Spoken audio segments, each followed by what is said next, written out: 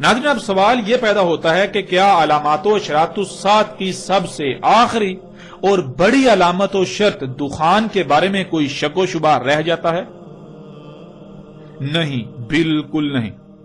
اور ناظرین، آپ یہ بھی جان چکے کہ دخان انسانوں کے اپنے ہی مفسد اعمال کا رد عمل ہوں گی۔ ان کا ذمہ دار بذات خود انسان ہوگا۔ کیوں؟ کیونکہ زمین کا اختیار کسے دیا گیا؟ زمین کا اختیار تو انسان کو دیا گیا۔ زمین پر کسے خلیفہ بنایا گیا؟ نائب بنایا گیا۔ خلیفہ یعنی اختیار دیا گیا۔ قرآن میں بالکل واضح ہے کہ زمین کا اختیار انسان کو دیا گیا۔ اور جب آپ غور کریں تو زمین پر کتنی ہی مخلوقات ہیں، لا تعداد مخلوقات ہیں، تو کتنی مخلوقات ہیں جن کے پاس زمین کا اختیار ہے، جو زمین پر اپنی منمانیاں، اپنی مرضیاں کر سکتی ہیں۔ جب آپ غور کریں گے تو آپ کے سامنے حقیقت کھل کر سامنے آ جائے گی کہ واحد ایک ہی مخلوق ہے جس کو زمین پر اختیار حاصل ہے، جن کو باقی مخلوقات پر بھی اختیار حاصل ہے، اور وہ آپ ہیں، انسان۔ اور ناظرین، آپ یہ بھی جان چکے دخان انسانوں کے اپنے ہی مفسد اعمال کا رد عمل ہوں گی۔ ان کا ذمہ دار انسان بذات خود ہوگا۔ ان کا ذمہ دار بذات خود انسان ہوگا۔ اور ناظرین، کیا یہ دخان الساعت کی علام ہے؟ یعنی کیا یہ دخان الساعت کا علام ہے؟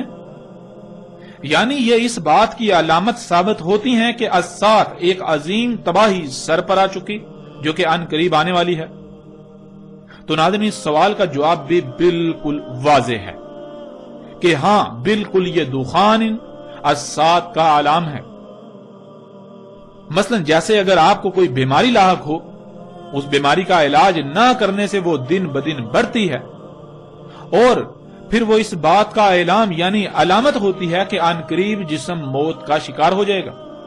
یا بالکل ایسے ہی جیسے آپ کی گاڑی خراب ہو جائے اور آپ اس خرابی کو دور نہ کریں تو وہ خرابی بڑھتی جائے گی، اور اس بات کی علامت ہوگی کہ ان قریب گاڑی بالکل بیکار ہو جائے گی۔ بالکل اسی طرح ناظرین، ان دخان کی وجہ سے زمین آج جن جن تباہیوں کا شکار ہے، وہ تباہیاں دن بدن بڑھتی ہی چلی جا رہی ہیں، جو کہ چیخ چیخ کر اس بات کا اعلان کر رہی ہیں کہ الساعت ایک عظیم یعنی بڑی تباہی تمہارے سر پر آ چکی ہے۔ یوں دخان علامات الساعت میں سے ایک ہے، نہ صرف علامت بلکہ آخری اور بڑی علامات میں سے ایک۔ اس طرح ناظرین، کیا یہ دخان ان اشراط الساعت میں سے ہیں؟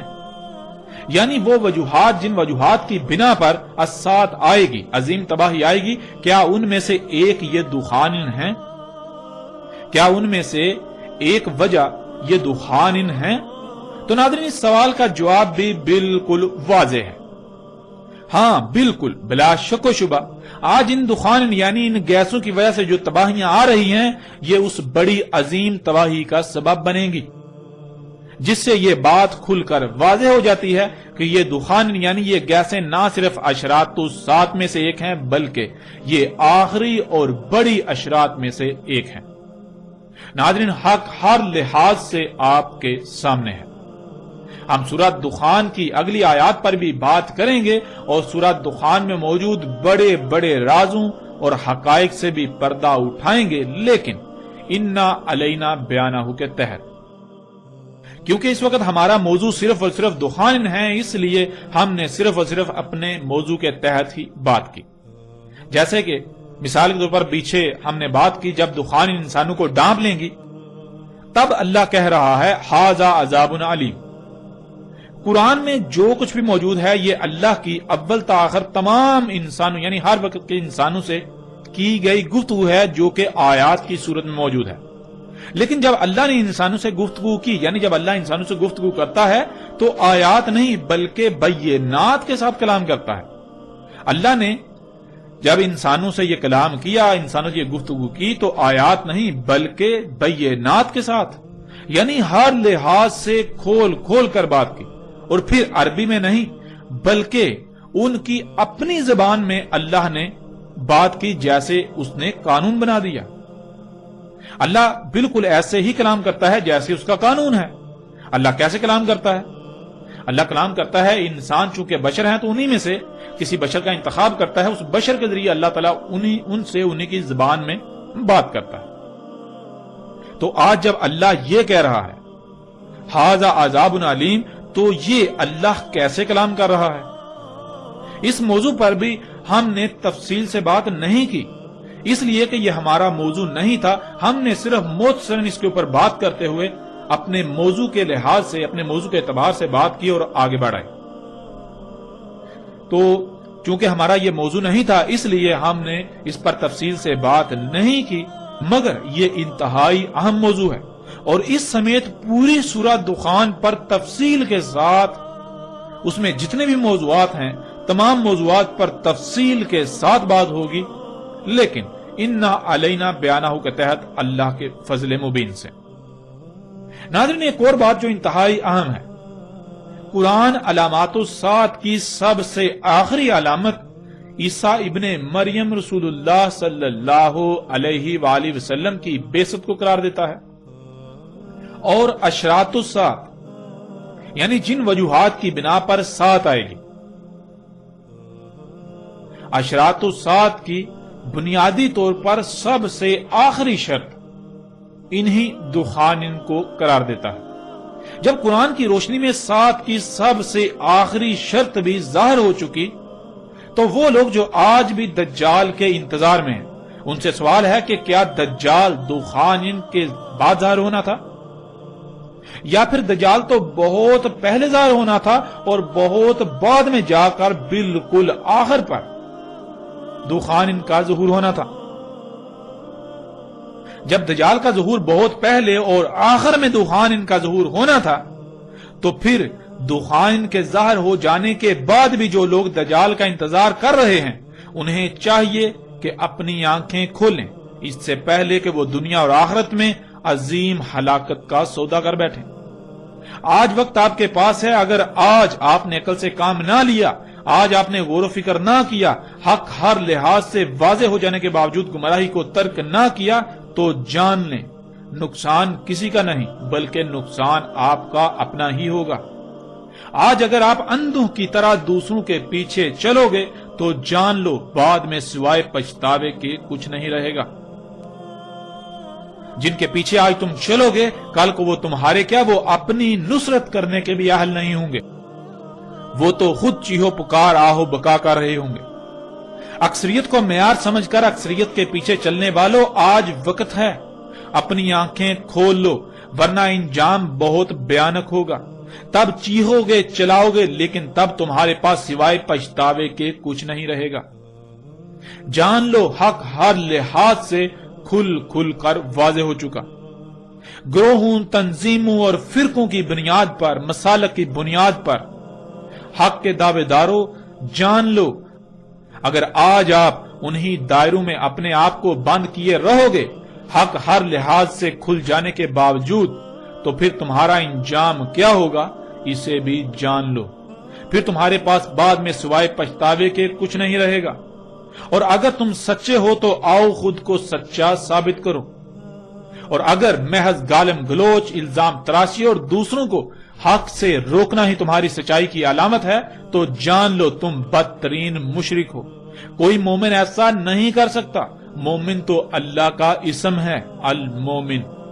مومن گالم گلوچ نہیں کرتا، یہ تو باطل کی نشانی ہے۔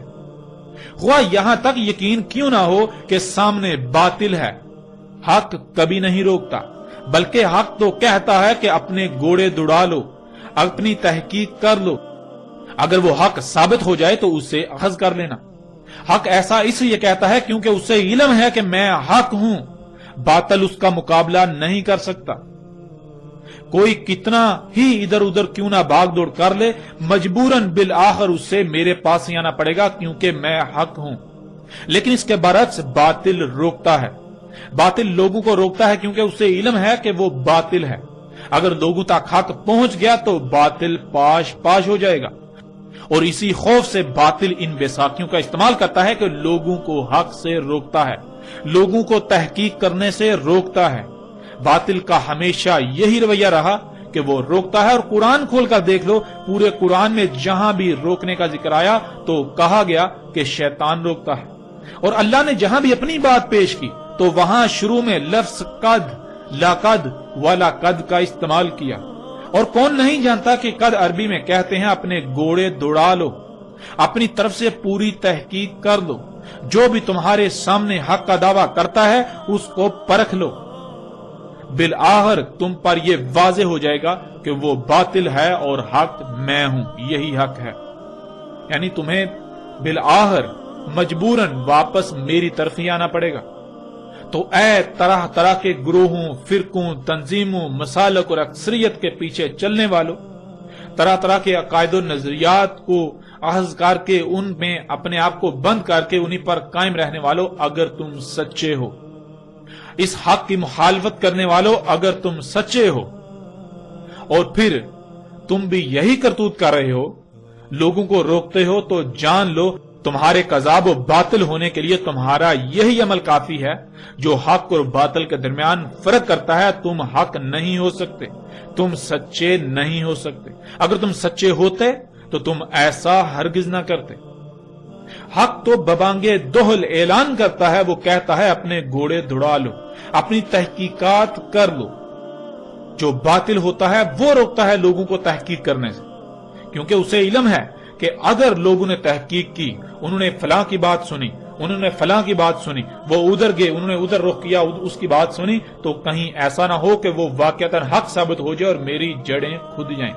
باطل کو یہ خوف ہوتا ہے، اسی وجہ سے وہ لوگوں کو حق سے روکتا ہے۔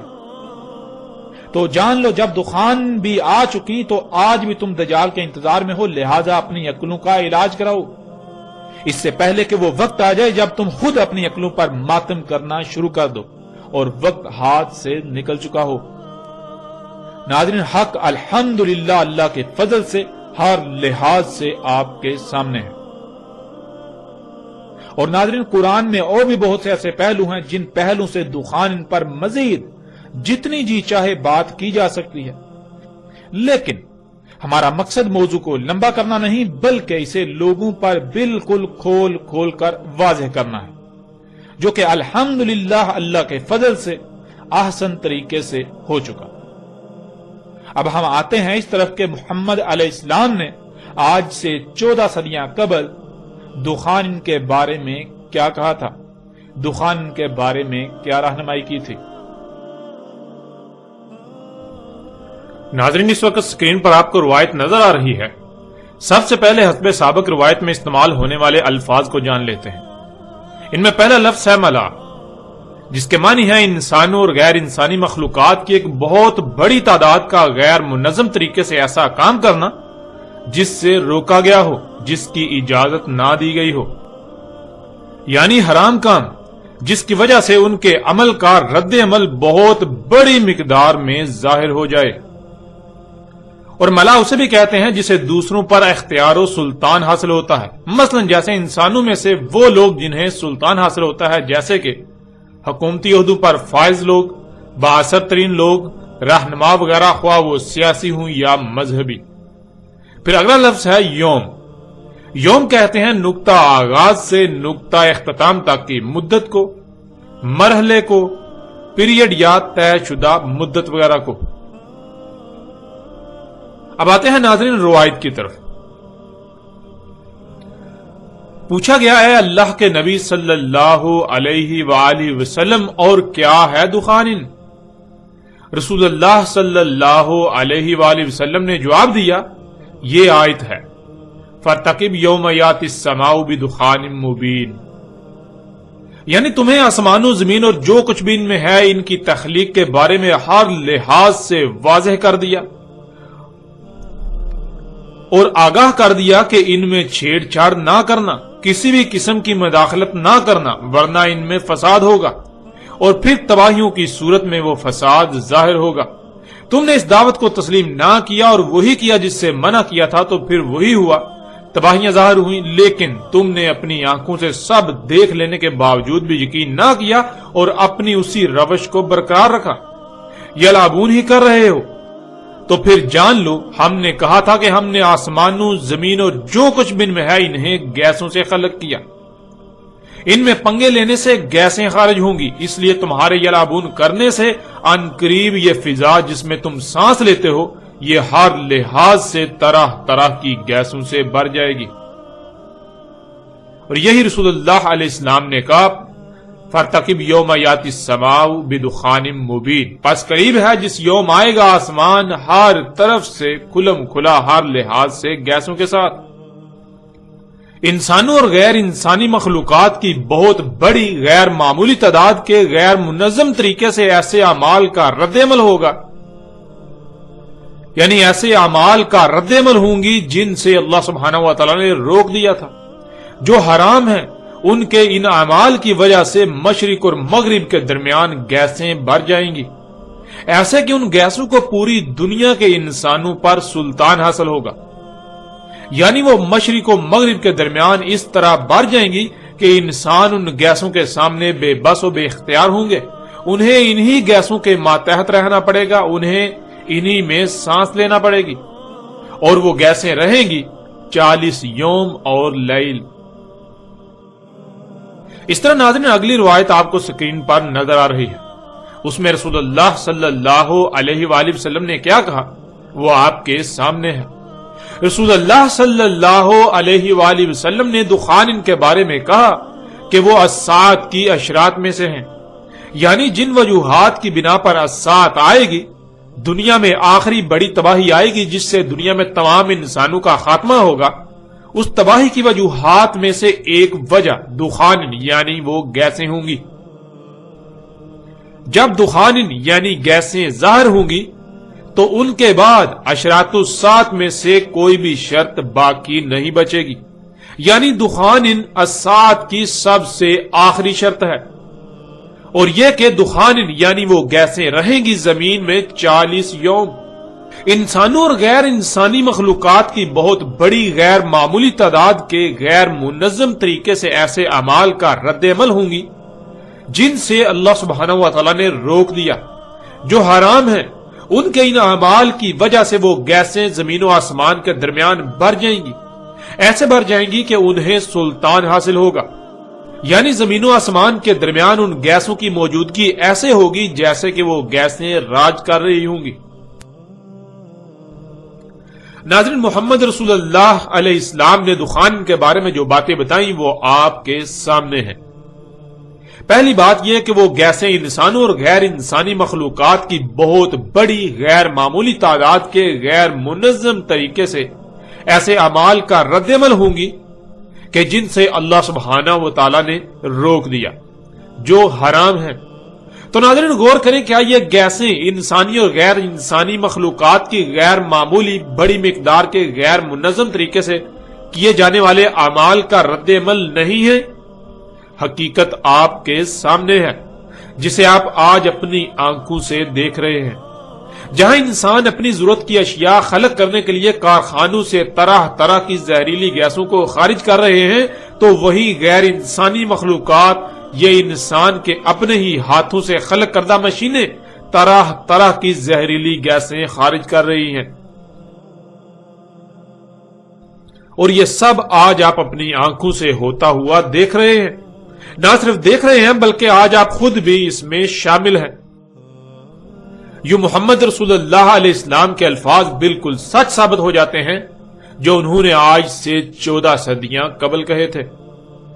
پھر ناظرین، محمد رسول اللہ علیہ السلام نے کہا کہ وہ گیسیں زمین و آسمان کے درمیان اس طرح بھر جائیں گی کہ انہیں سلطان حاصل ہوگا، ایسے کہ جیسے وہ راج کر رہی ہوں۔ تمام کے تمام انسان ان گیسوں کے سامنے بے بس ہوں گے، اور انہی گیسوں میں سانس لینا پڑے گا، انہی میں زندہ رہنا ہوگا۔ انسان ان گیسوں کے تسلط میں رہیں گے۔ تو کیا ناظرین آج حقیقت یہ نہیں ہے؟ کیا آج یہ سب آپ اپنی آنکھوں سے نہیں دیکھ رہے؟ ناظرین، یہ حقیقت آج آپ اپنی آنکھوں سے دیکھ رہے ہیں۔ کیا آج بذات خود اسی وقت میں آپ موجود نہیں ہیں؟ آج خود آپ اسی وقت میں موجود ہیں۔ جس فضا میں آپ سانس لے رہے ہیں، آپ اسی میں زندہ رہنے پر مجبور ہیں۔ وہ فضا ہر لحاظ سے، ہر طرف سے، ہر طرح سے، طرح طرح کی گیسوں سے بھر چکی ہے، اور آپ ان گیسوں کے سامنے بے بس ہیں۔ کیا یہ گیسیں آپ پر راج نہیں کر رہی؟ کیا انہیں سلطان حاصل نہیں ہے؟ حقیقت ہر لحاظ سے آپ کے سامنے ہے۔ پھر ناظرین محمد رسول اللہ علیہ السلام نے کہا کہ دخان یعنی وہ گیسیں 40 یوم رہیں گی۔ یوم کے معنی دن کے کیے جاتے ہیں جو کہ بالکل غلط ہیں۔ ہم گزشتہ ایک ساتھ میں یہ واضح کر چکے اور پیچھے بھی ہم پہلے ہی اس لفظ کی وضاحت کر چکے کہ یوم کہتے ہیں نقطہ آغاز سے انجام تک کے وقت کو، ایک مرحلے کو، پیریڈ کو، طے شدہ مدت وغیرہ کو۔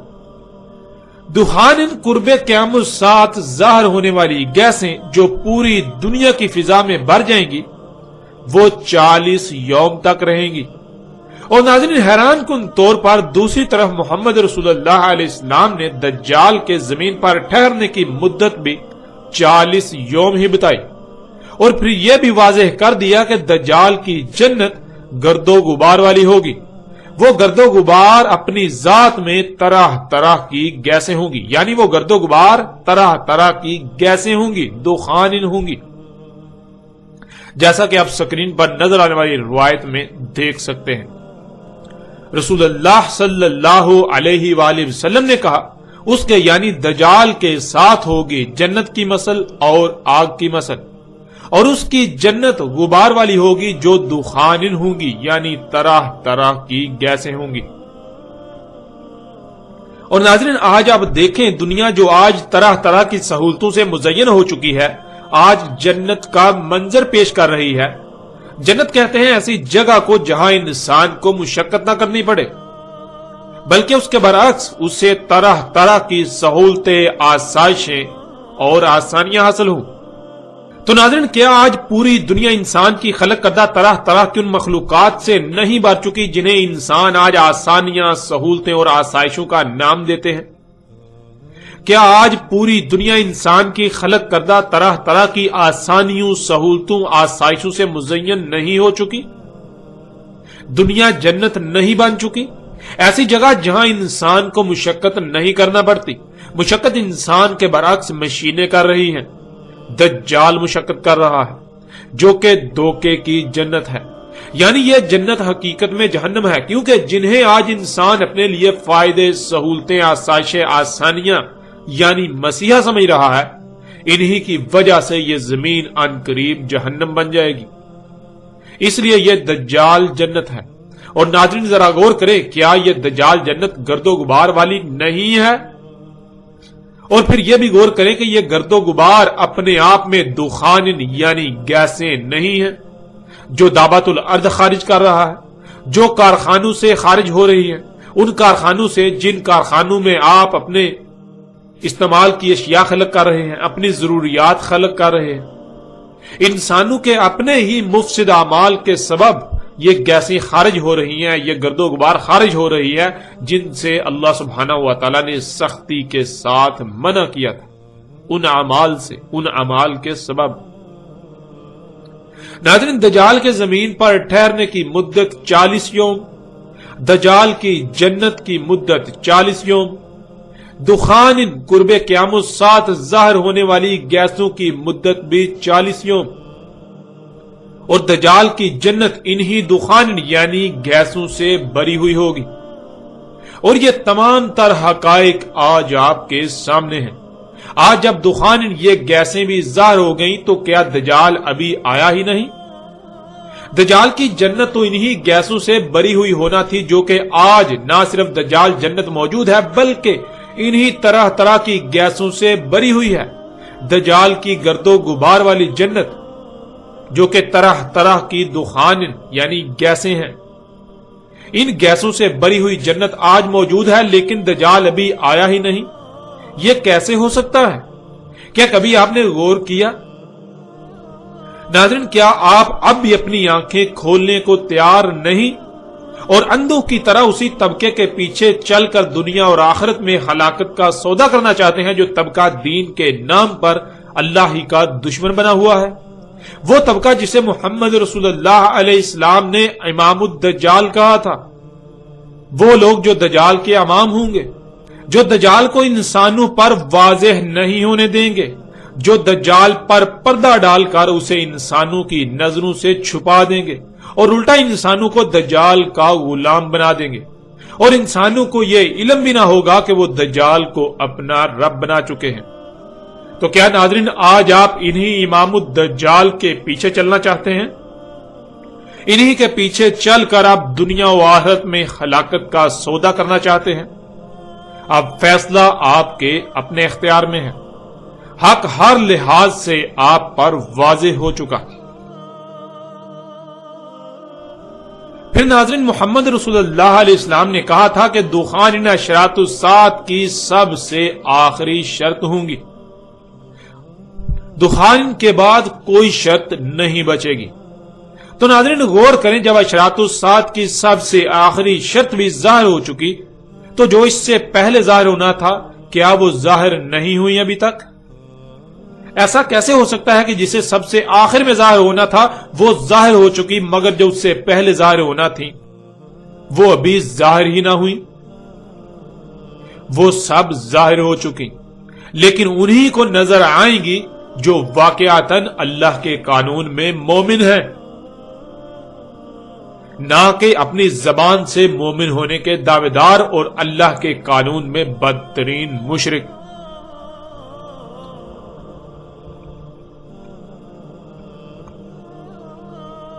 آج جب الساعۃ کی سب سے آخری شرط دخان طرح طرح کی گیسیں بھی ظاہر ہو چکی تو وہ لوگ جو ابھی بھی دجال کے انتظار میں ہیں، جو ابھی تک دجال اور دعوت الارض سمیت باقی علامات و اشراط کے انتظار میں ہیں، انہیں چاہیے کہ وہ اپنی عقلوں کا علاج کروائیں۔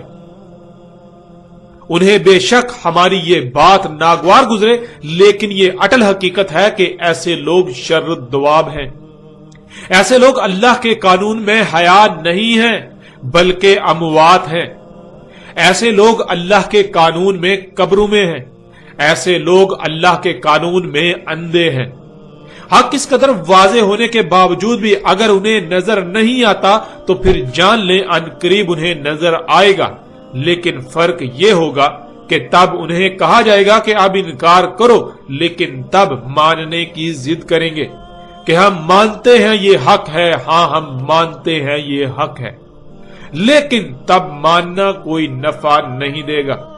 وہ ماننا فرعون کے ماننے کی مثل ہوگا۔ اور اے پوری دنیا کے انسانوں، یہ بھی جان لو وقت ختم ہو چکا۔ بہت جلد تم اپنی آنکھوں سے وہ دیکھنے والے ہو کہ تمہاری آنکھیں پھٹی کی پھٹی رہ جائیں گی۔ آج وقت ہے اپنی آنکھیں کھول لو، ورنہ اپنے کان کھول کر سن لو کہ تمہارے ساتھ بھی بالکل وہی ہونے والا ہے جو قوم عاد کے ساتھ ہوا، جو قوم سمود کے ساتھ ہوا، اور جو قوم نوح کے ساتھ ہوا۔ عذاب عظیم تمہارے سر پر آ چکا ہے، القاریہ تمہارے سر پر آ چکی ہے، پھر اس سے تھوڑی ہی دیر بعد الساعۃ بھی تمہارے سر پر آ چکی ہے۔ ناظرین الحمدللہ اشراط الساعۃ کی سب سے آخری شرط دخان ان پر ہر لحاظ سے کھل کر بات ہو چکی اور ہر لحاظ سے ہر پہلو سے حق واضح ہو چکا، جس کا انکار اب کسی کے لیے بھی ممکن نہیں رہا سوائے اتمام حجت کے۔ اب ناظرین فیصلہ آپ کے ہاتھ میں ہے، آیا آپ اس حق کو تسلیم کرتے ہیں اور دنیا اور آخرت میں فلاح کا سودا کرتے ہیں، یا پھر آپ حق ہر لحاظ سے واضح ہو جانے کے باوجود بھی اسے نظر انداز کرتے ہیں اور دنیا و آخرت میں اپنے لیے ہلاکت کا سودا کرتے ہیں، عذاب عظیم کا سودا کرتے ہیں۔ اب ناظرین آئندہ ہم بات کریں گے اس آگ پر جسے قرب قیامت الساعۃ ظاہر ہونا تھا اور انسانوں کو شام میں اکٹھا کرنا تھا۔